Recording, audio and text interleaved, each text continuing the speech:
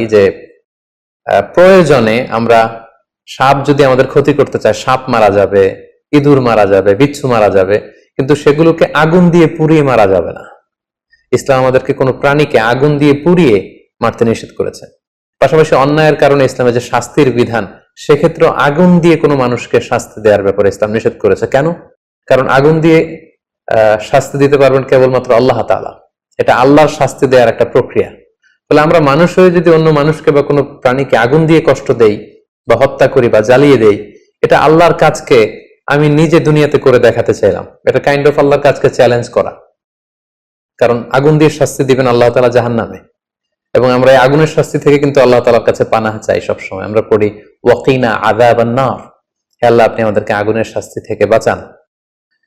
So প্রাণীর ছবি অঙ্কন করার নিষেধাজ্ঞা ইসলামে এজন্যই দেয়া হয়েছে কারণ এটা আল্লাহ তাআলার যে সৃষ্টি সেটাকে অনেকটা চ্যালেঞ্জ করার শামিল, এবং এটা কেমন যেন স্রষ্টার সাথে দুঃসাহস দেখানোর শামিল। এজন্য কোনো প্রাণীর ছবি, এটা মানুষের হোক, পাখির হোক, মাছের হোক, গরু ছাগলের হোক, যদি প্রাণ থাকে সেটার ছবি পেইন্ট করা যাবে না, আঁকা যাবে না, স্কেচ করা যাবে না।